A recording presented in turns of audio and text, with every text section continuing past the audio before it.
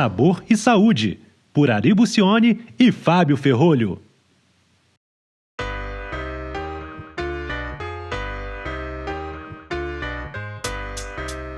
Bom dia, boa tarde, boa noite, pessoal. Que alegria semanal de estar aqui com duas pessoas super ilustres, meu velho e bom parceiro de canal, Ari Bucione. Muito boa tarde, Ari, que bom estar aqui contigo sempre. Aí, Fábio! Tudo jóia? E hoje, tudo tranquilo. Super convidada, Eliana Rache, que tem uma bagagem incrível, tem uma carreira incrível, desenvolvida em grandes empresas aí, Cadbury Adams, Nestlé, deixa eu ver se faltou alguma, provavelmente, né, Eliana, mas Eliana, eu vou deixar para ela falar um pouquinho mais. Hoje ela faz um belíssimo trabalho de consultoria na área de alimentos e bebidas, com a empresa Engenharia, com a empresa Alimentos e Engenharia, com H no início, H de Eliane Rache, né, Eliana? E um super agradecimento por você ter aceitado o nosso convite, por você enriquecer o nosso canal aqui, tá? Estamos muito felizes, certamente a gente vai receber muita informação bacana, as informações semanais, e vamos a isso, Ari. Bom demais estar aqui, Ari, vai daí, então.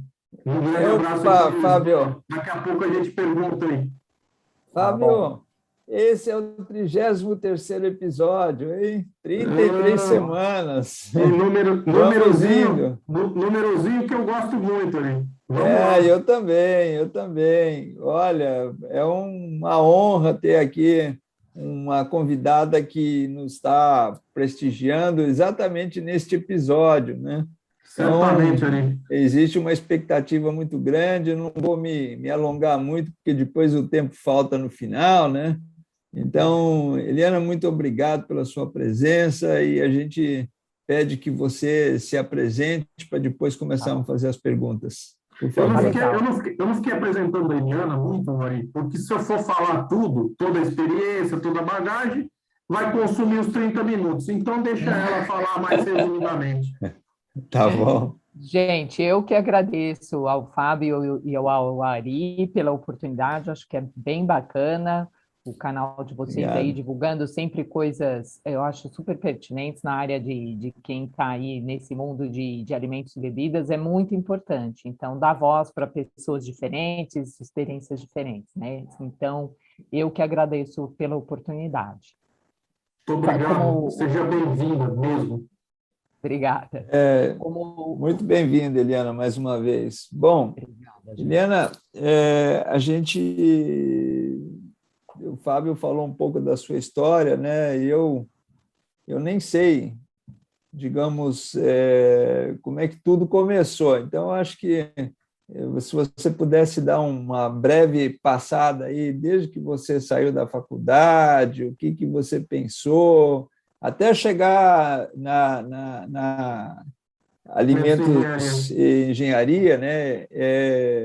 Aí, toda a sua trajetória, conversar um pouquinho, contar para a gente como é que você chegou até aí, né? O que aconteceu antes, o que motivou, que a gente está bastante curioso para saber. Tá bom. Eu fiz alimentos, sempre trabalhei nessa área, fiz a minha carreira aí em desenvolvimento de novos produtos, passei por algumas indústrias, e eu sempre digo, mudei muitas vezes de emprego dentro da mesma empresa, né? Que isso acontece muitas vezes. Então, logo no início trabalhei na então Companhia Campineira de Alimentos, que era basicamente biscoitos e algumas balas e doces. Trabalhei por 4 anos lá, depois fui para Adams, que era a Warner Lambert, né, a farmacêutica, mas que tinha divisão de alimentos, que era conhecida, tem o Babalu, Chiclets, Trident. Então, ainda no Campo Sílio, não? Isso, peguei a fábrica lá da Avenida do Estado. Avenida do Estado. Já existia também a fábrica de Guarulhos, onde eu também ficava, que tinha produção de rolls. Então, fiquei 11 anos dentro da área, como eu falei, sempre dentro da área de pesquisa e desenvolvimento, mas tive a oportunidade de ir pela primeira vez como, digamos, expatriada. Trabalhei um ano e um pouquinho menos de um ano e meio nos Estados Unidos, na Casa Matriz, para fazer um desenvolvimento de uma goma de mascar específica para o público americano inicialmente, que é a marca Stride. E aí depois, quando retornei para o Brasil, um pouco depois, eu já fui para então Novartis Biociências. E aí foi um passo grande, diferente, aí que eu saí de um mundo mais fã, de ter... Lembro participar de alguns pesquisas de mercado aqui na cidade, eu adoro o Babalu, então eu digo, era o lado fã e gostoso de trabalhar com alimentos. Aí vou para uma área mais, digamos, se eu posso dizer, entre aspas, mais séria e científica, que é toda a parte de alimentação integral, que eu acho importante falar um pouco aqui hoje. Acho que ainda é um mundo relativamente pouco conhecido, vem crescendo no Brasil. Então, eu comecei minha carreira nessa área aí há 15 anos atrás, foi 2006. Então, a gente vê que no Brasil evoluiu bastante.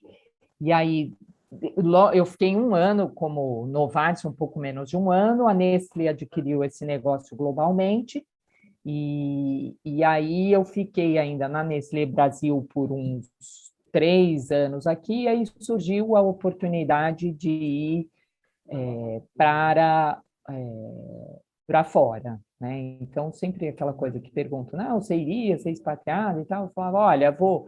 E nunca chegava a oportunidade, até que um dia meu chefe, que era um francês, chefe global, chegou aqui em São Paulo e perguntou, mas você vai mesmo? Se eu arrumar para você, você vai? Eu falei, opa, eu acho que agora vai mesmo, né? Então, a ideia era passar 3 anos fora, esses 3 se tornaram 5, então, inicialmente, eu fui para a Suíça, fiquei um pouquinho mais de 2 anos na Suíça, e depois de lá fui para os Estados Unidos e fiquei praticamente 3, então, no total, fiquei 5 anos. Então, acho que essas 2 experiências, a inicial lá da Adams e essa outra da Nestlé, traz uma bagagem legal, porque você se vê forçado a ter que, digamos, vender suas ideias, seus projetos numa outra língua, numa outra cultura. Então, a gente aprende bastante, né, Fábio? Você sabe, aí tendo mudado também, como é que é esse desafio, né? É maravilhoso, é maravilhoso. Eu recomendo para todo profissional viver um pouquinho essa experiência. Eu acho. E aí, a coisa de como, digamos, surgiu a consultoria não foi necessariamente, digamos, um plano na minha carreira, né? Surgiu meio que como também me readaptar, porque nesse período de expatriação, foi quando as coisas começaram a ficar difíceis aqui no Brasil, eu retornaria em 2015, aí começou a ficar complicado por causa das crises e tudo. Enfim, chegou um momento que eu percebi que não teria muito como ser recolocada na Nestlé Brasil, porque eu fui como expatriada como base Brasil, ou seja, eu iria voltar para a Nestlé Brasil. E aí acabou não acontecendo, e aí eu voltei, inicialmente pensando em voltar para o mundo corporativo, e acabou não surgindo. Acho que são várias os motivos, as razões, e aí o plano B, que era começar a consultoria, que eu tinha um certo receio, porque eu falava, eu não sei fazer, eu não sei como é que é isso, né? Eu sei trabalhar para uma empresa, eu não sei trabalhar para mim ou para algumas empresas. E aí a gente vê também que a gente aprende, né? Se adaptar um pouco, todo o conhecimento, bagagem que eu tinha adquirido. Ganhou o mercado. Isso, aí você vê que dá para fazer. E aí eu comecei até a consultoria com um primeiro projeto na área de alimentação integral, como digo, acho que é um mercado que vem crescendo no Brasil, e como tem poucos profissionais trabalhando nisso, acaba que muita coisa tem chegado, muita gente chega a mim através do LinkedIn também, acho que é uma ferramenta super bacana e importante, e isso, acho que foi assim que surgiu a consultoria. E hoje você me perguntou, você volta para o mundo corporativo? teria que ser algo bem legal, bem interessante. Hoje, meu plano A é permanecer na consultoria, né, na Alimentos e Engenharia. Que bacana, Helena. Que história bonita, parabéns. Enfim, que nem eu Legal. disse, eu acho que ganhou o mercado, né? Porque você teve, depois da universidade, quer dizer, as escolas por onde você passou realmente são fortes, né? Enfim, então a experiência também adquirida, eu imagino que a bagagem seja muito grande obviamente, seus clientes devem contar com tudo isso, né? Isso aí.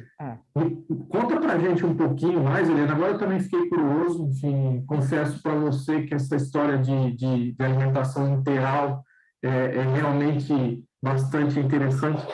Conta para a gente, conta para quem está nos assistindo, Helena, para onde está indo esse mercado, o que tem acontecido um pouquinho nesse mercado, enfim, o que você tem feito dentro um pouquinho desse mercado, enfim, para a gente também poder, para o pessoal poder identificar um pouquinho melhor isso. Legal. Onde é que está a alimentação integral, né? Porque tem muita gente que acha que a alimentação integral é aquela que coloca dentro da aveia, né? E não necessariamente, não é, né? tá? Não necessariamente. Então, define para a gente aí, por favor, Eliana. Tá bom. Então, existem algumas legislações da Anvisa, a gente alimentos, apesar de ter uma certa junção aí com a área farmacêutica, é dentro ainda de alimentos. Então, de todos alimentos, os registros, as coisas estão mais ligadas à Anvisa.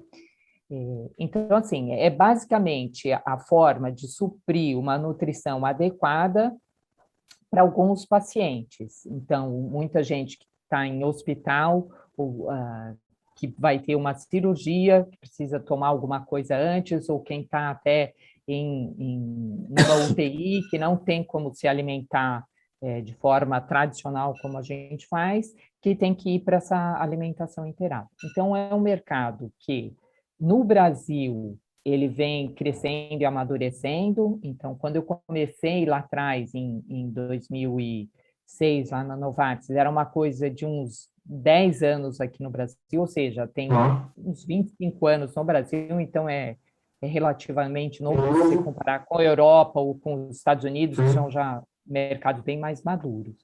Então, em geral, tem muita coisa que é líquida, ou pó, e tem ainda um mercado pequeno de outras coisas mais pastosas, mais tipo pudim e tudo. Mas a grande parte do mercado, principalmente aqui no Brasil, ainda são os pós, que são para ser preparados e consumidos logo depois de preparados, ou o líquido que já está pronto para o consumo. E aí, dentro dos produtos líquidos, você pode ter o que a gente chama de sistema aberto, que você realmente abre e porciona ou para tomar via oral, ou mesmo se for por sonda, mas ele, de certa forma, tem uma exposição ao ambiente, né? Ou o que é chamado de sistema fechado, que aí vai ser por sonda, quer seja sonda gastrointestinal, nasal, que vai para o seu trato intestinal direto, ou do adenal, etc. Então, isso muitas vezes é dentro do hospital, ou tem pessoas que necessitam disso até para a vida toda, que tem algum problema. Então, acho que é toda essa parte, mesmo o desenvolvimento de produto, a legislação, todas as coisas, na universidade ainda não se fala muito. Já se falava um pouco de nutrição, quando eu fiz alimentos, né? Tinha estoque, mas não tem essa ênfase. É o que eu ia comentar, né? É uma experiência que você teve que desenvolver, né? Eu fui aprender, eu lembro, logo que eu entrei lá na Novartis, começaram a falar de algumas coisas, falavam de doença, disfagia. Eu falava, gente, eu não sei nada disso, né? O que eu estou fazendo aqui? Um pouco assim. Então, realmente, foi através inicialmente com pessoas que já tinham, né, trocando experiência dentro das empresas. É legal essa parte que você tem, você pode até não saber muito das coisas, sempre tem quem saiba aí que você pode trocar ideia. Então, eu fui, digamos, aprendendo aí com o tempo, com os projetos de desenvolvimento, trazendo tecnologia desse sistema fechado que não existia aqui no Brasil. Então, a Novartis foi a primeira a ter isso, produção nacional, e aí depois, quando a gente passou a ser Nestlé, também a Nestlé tem isso já aqui no Brasil, a produção de sistema fechado, e até onde eu sei, até hoje, basicamente, quem faz no Brasil é a Nestlé. Devem estar surgindo outros, digamos, parceiros, outros players aí nesse mercado. Mas é isso, é um mercado, é difícil de mensurar, às vezes, o tamanho e tudo mais, porque as pesquisas tradicionais de mercado não conseguem ler esse mundo. Então, isso é um conglomerado das próprias empresas que fazem parte desse segmento que dimensionam o tamanho. Então, mas é um mercado bastante importante e eu acho que ainda tem um potencial grande de crescer, não só no Brasil, mas na América como um todo, porque mesmo a América do Sul tem pouco. Não, é interessante essa parte de dados de mercado que você está levantando, né? Porque é uma dúvida que eu sempre tive mesmo, como é que isso é mensurado, né? Porque, na realidade, quando você vai mensurar consumidor, já é difícil. Agora, imagine um consumidor com uma necessidade específica de nutrição, né? Então, ele fica assim, bem segmentado, né? Então, basicamente, hoje, as grandes empresas aí, quem domina o mercado, tem Nestlé, tem a Danone Nutrícia, tem a Abbott. Aí depois tem a nacional, a ProDiet, que já tem uma importância grande, tem a B. Braun, que é uma alemã também, tá? A Fresenius, que é outra alemã. Então, tem já um mercado um pouco maior e diversificado. E alguns dos projetos que eu tive, muita gente querendo entrar nessa área, gente que não estava nem nesse mercado que queria entrar, ou gente que já estava com isso e queria expandir para ter uma inovação, trazer outras tecnologias, outros tipos de produto, né? Então, Eliana, aproveitando aí teu último comentário de gente que queria entrar, né? Eu sempre gosto do canal, né? Porque eu sempre transformo o Ari em empreendedor aqui, né? E o Ari está querendo montar uma empresa para fazer produto geral, né? Enfim. Já estou me acostumando. O Ari é sempre um empreendedor do canal.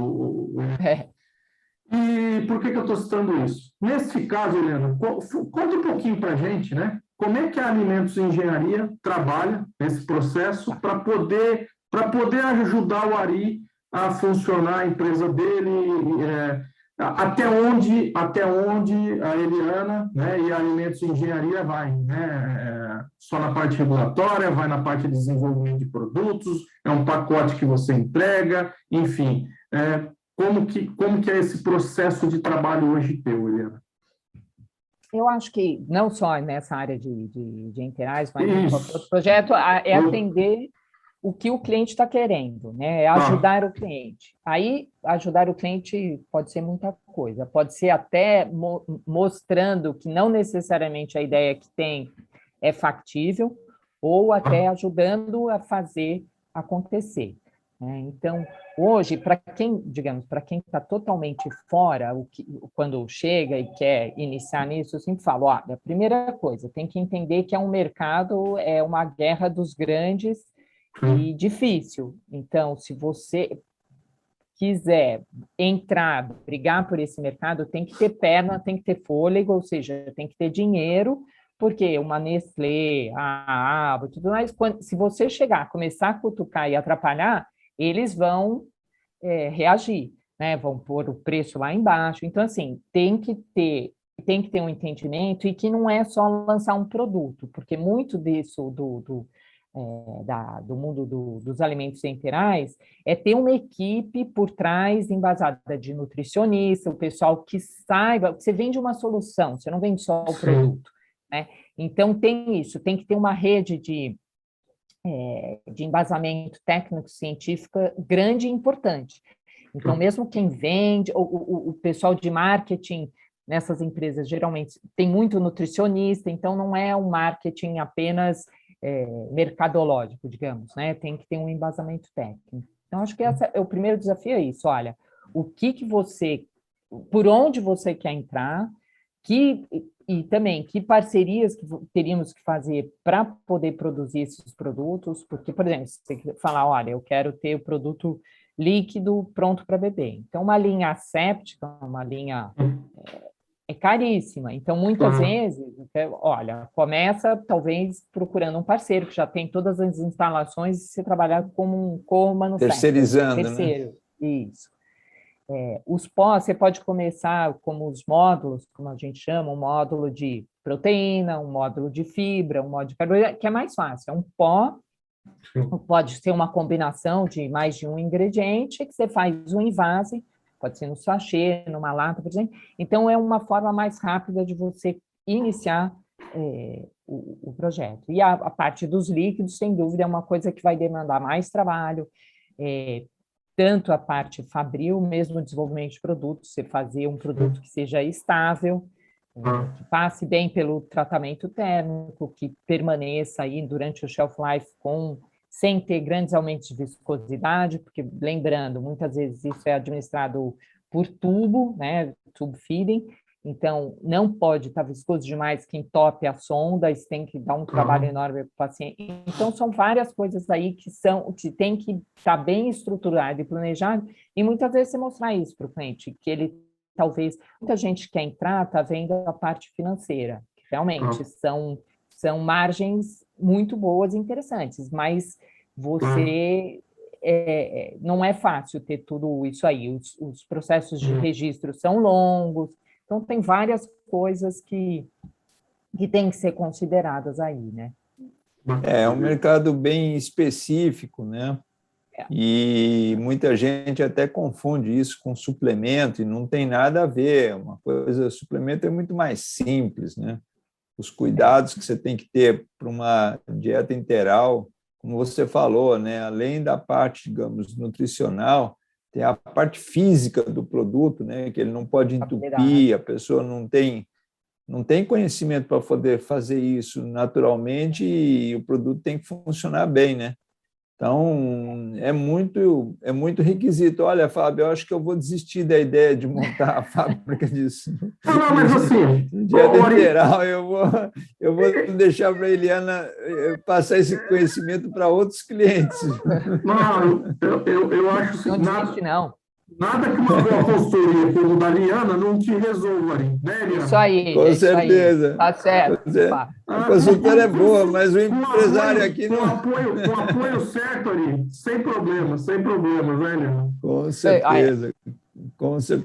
Mas, Eliana, nessa tua experiência, nessa tua trajetória, como você tem tido contato com um produto muito especial e com um consumidor também muito especial, né? Qual tem sido a sua maior experiência? O que digamos, a sua trajetória profissional tem ensinado para você em termos realmente de conhecimento, em termos de dedicação, em termos de desenvolvimento? O que tem sido o grande aprendizado para você? Acho que, de forma geral, mesmo quando estava ainda nas empresas, quando se consegue terminar um projeto dentro digamos, do prazo, do orçamento, né, e Legal. lançar um produto que seja um sucesso, eu acho que é isso que traz satisfação. E aí, dentro da parte de consultoria, acho que é muito isso, é você... ter um projeto começa, termina, e você já ter outro, porque às vezes o mundo da consultoria é isso, tem momento que tem muita coisa, tem momento que não tem nada, e como prospectar novos projetos e tudo. Então, de novo, eu acho que eu vim tendo, de certa forma, sorte, tudo começou, até posso dizer, com o pessoal da ProDiet, lá atrás, que me chamou via LinkedIn, e aí eu acho que é isso, um fala para o outro, e você começa a ter esse networking que é importante, né, para até poder ter outros. É isso que eu ia te perguntar, Eliana, como é que você tem feito esse processo de divulgação do teu trabalho, né? Porque, assim, é um trabalho, obviamente, todo trabalho de consultoria é muito, eu acho que é muito customizado, né? É muito caso a caso, né? Enfim, não dá para você generalizar tudo. como é que você tem trabalhado um pouquinho essa questão de divulgação de toda essa tua bagagem, enfim? Como é que o pessoal pode te encontrar, o pessoal que está nos vendo, tudo Isso, isso? Fala um pouquinho disso para a gente, Leandro, por favor. na verdade, assim, de novo, tudo começou através, por conta do LinkedIn, né? Então, o pessoal, primeiro foi assim, e depois, quando você começa, até amigos, gente amiga mesmo, outros Claro. profissionais com quem eu já trabalhei, fala, quando precisam de, eu conheço a Eliana, ver se ela faz ou não. Então, mesmo gente, outro dia me perguntaram, olha, tem um projeto talvez para pet food. Eu falei, eu nunca fiz, mas por que não? Se eu achar que eu posso, Claro. preciso entender um pouco mais. Então, acho que é muito através do LinkedIn. Então, depois eu também tenho planos aí, ainda não consegui efetivar, de ter meu website também, para Claro. ir colocando um pouco da parte do que eu já Perfeito. fiz, de escrevendo um pouco mais do que é possível, né, das experiências que eu já tive e o que eu posso estar oferecendo. Então, acho que é isso. E acho que esse bate-papo aqui com vocês certamente é outra forma aí de estar me ajudando também a divulgar o Opa. trabalho, né? Muito Claro que sim, obrigada. claro que sim. Eu estou aqui, a gente está falando, mas eu estou aqui pensando em milhares de perguntas para te fazer, né? Por causa enfim, uma delas eu não vou deixar para o segundo episódio, que a gente vai gravar, tenho certeza Tá disso, bom. Leandro. Mas, assim, um dos temas que certamente a gente poderia gastar um episódio aqui para falar é sobre tecnologia de goma base para chicletes, né? Que é uma coisa Tá bom. extremamente específica, uma coisa extremamente... A gente sabe tão pouco sobre isso, né? É meio que uma... Também. É Uma uma caixinha caixa... meio fechada, né? Enfim. Mas, assim, Tá bom. até por curiosidade para o pessoal que está nos ouvindo, conta um pouquinho, o mínimo aí que você pode contar, sobre produção de goma base, um pouquinho mínimo aí, né? Enfim, é uma curiosidade. Não dá para deixar de perguntar isso para uma pessoa que veio numa bagagem tão forte como você, de Kelly Murilo.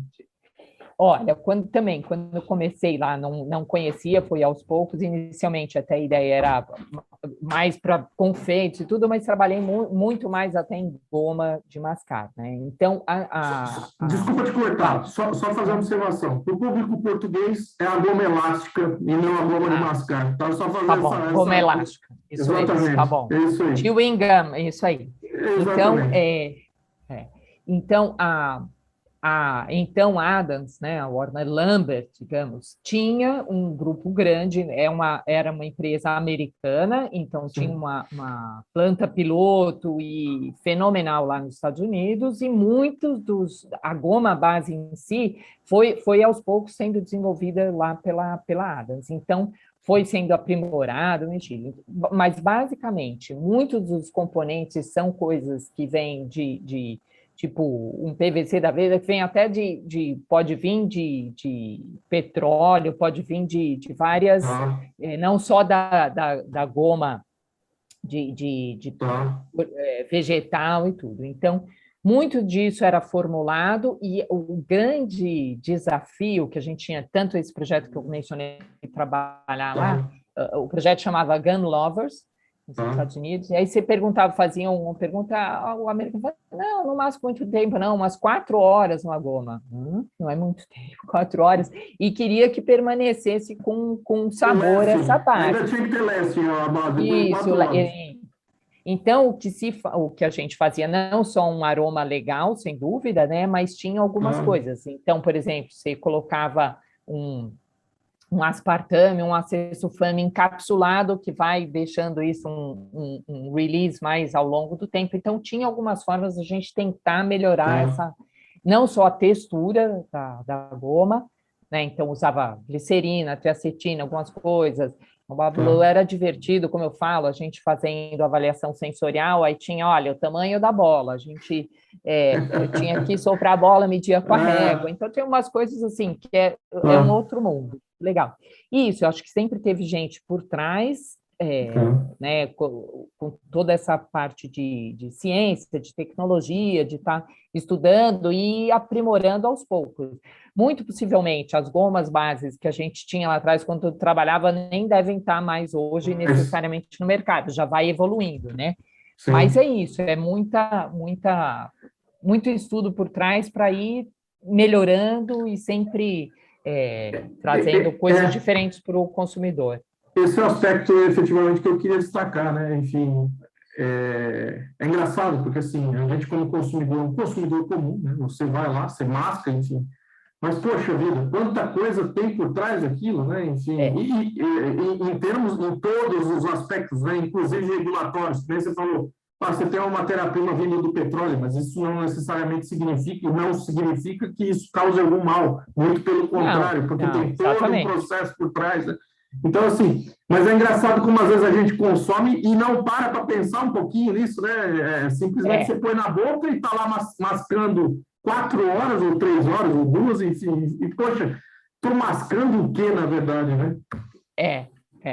Não, e aí, de novo, falando, todas as coisas como a gente tem cuidado, usa o food grade, como se fala, então, as matérias-primas super adequadas, permitidas, segue a legislação, e hoje eu acho que toda essa parte de food safety está cada vez mais importante, também vejo esse como um grande desenvolvimento aí, desde que eu me formei e comecei a trabalhar, lá na Campineira, ou mesmo na ADAS, práticas que a gente tinha, que hoje em dia já não são mais aceitáveis, né? E que você vai mudando e melhorando sempre. Então, isso é super importante, eu acho, a evolução, né? Claro que sim. Fábio, você já sabe. Isso é coisa do Ari, viu, Eliana? Enfim, ele que é o juiz que dá o cartão vermelho para a gente. Você vê que eu tô aqui, ele deixa sempre para quero falar fazer mais, isso, eu sempre quero continuar, mas ele corta, ele não me deixa trabalhar, Eliana, ele não me deixa trabalhar. Esse é o grande desafio do nosso canal, né? Quando começa a ficar bom, a gente tem que parar. Tem que fechar, né? Mas fica o compromisso de você voltar, Eliana, e acho que dá até para gerar 2 episódios, um na área de nutrição integral, né? E o outro na área de confeitos, né? Mas o que a gente pede para você, Eliana, muito obrigado mais uma vez pela tua presença, por todos os acidentes de percurso até chegar aqui, mas a gente chegou e muito bem, a sua entrevista foi maravilhosa, tenho certeza que vai gerar bastante interesse, né? E para terminar, o Fábio também vai falar um pouquinho, mas a gente sempre pede ao nosso entrevistado que deixe uma mensagem de esperança, de acreditar, de desenvolvimento. Fica livre, fica à vontade. Obrigado mais uma vez, Eliana. Um super abraço aqui, digital. Eliana, bom, quero reiterar imensamente meus agradecimentos. Super obrigado pela tua presença. Certamente vai enriquecer o canal e as pessoas que assistem, enfim. Tua bagagem é muito grande e notadamente é fácil de se ver isso. Tá? Então, muito obrigado pela presença. Desculpa pelos ajustes que tivemos que fazer até chegar à gravação, né? O pessoal não vê o backstage. O backstage, né? Mas, enfim, no final deu tudo certo. Eu quero aproveitar e pedir para o pessoal não esquecer de dar aquele gostinho, apertar o blim-blim aí, que ajuda bastante o canal, né? E, olha, obrigado, Eliana, fica bem, a gente ouve as suas últimas palavras aí, eu espero que a gente possa repetir em breve, então, um novo capítulo aí contigo. Aí, não preciso dizer... É isso aí, não, diretamente para a nossa convidada aí. É isso aí. Não, vai lá, Eliana, vai em frente. Olha, eu que agradeço de novo, muito legal mesmo o bate-papo, realmente passa bem rapidinho, a gente pode deixar os outros aí mais para frente, será um prazer novamente. O que eu acho que eu gostaria de deixar como um fechamento aqui são talvez 2 coisas. Primeiro, que eu entrei no mundo dos alimentos e vejo um pouco sempre isso que a gente fala, o